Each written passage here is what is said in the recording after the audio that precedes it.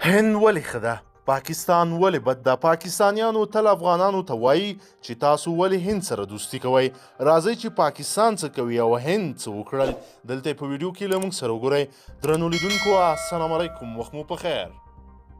پاکستان د یو اسلامي هیواد باوجود تل د افغانانو وینه تویه کړې، ځورولي دي او په افغانانو یې ژوند حرام کړی ده. د کورونا مرض په راتګ سره یې دروازې وتړلې، حالان کې ټوله نړۍ کې ټرانزیټ خلاص ده، صرف تګ راتګ د خلکو پر مخ بنده. خو پاکستان د کومک په ځای د افغانانو ډک بار ټیلرې ودرولې، په لکهاو ډالرو تاوانونه یې افغانانو ته ورکړل. کومک خو یې ونه کړ، خو تاوان یې لا پسې ورکړ. خو هند بیا څه وکړل؟ ولې هند افغانانو ته ښه ده؟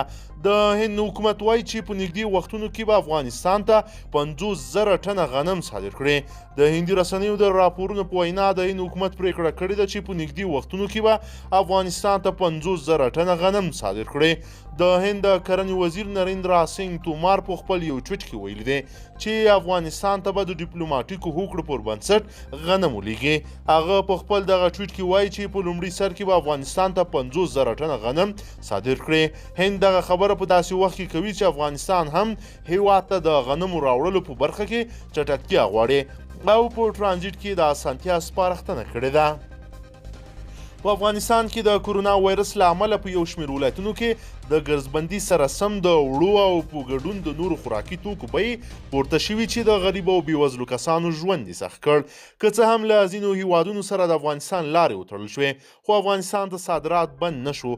پاکستان چې له افغانستان سره خپلې لارې تړلې وي، یو ځل بیا د دواړو هیوادونو ترمنځ د تورخم او سپین بولدک لارې په اونۍ کې 3 ورځو لپاره پرانیستل غواړي، چې له دې سره به د دوشنبې، چهارشنبې، جمعې په ورځې ټرانزیټ ترسره کیږي. د ګرځبندیز له امله د پلازمینې کابل په ګډون په ولایتونو کې هم د خوراکي توکو بیې لوړې شوي دي، چې دوکاندارانو یې د لارو د بندیدو لامل ښکاره کوي. خو حکومت وایي چې د خوراکي توکو صادرات نه دي بند شوي او د تیر په څیر روان دي. د یادولو ده چې په کابل کې د ګرځبندیز مدت چې 3 اونیو لپاره ګرځبندیز اعلان شوی و، تازه د 2 اونیو لپاره ګرځبندیز نور هم وغځول شو. درنو لیدونکو، د هند او پاکستان په هکله خپل نظرونه مو راسره حتما پرېږدئ. که چیرې غواړئ چې ورته تازه او مهمو پیښو څخه ځان ډېر ژر او په لنډو کې خبر کړئ، زموږ چینل د سره سبسکرایب کړئ او ویډیو د سره حتما لایک کړئ. تر بل ویډیو مو په لوی رب سپارمه.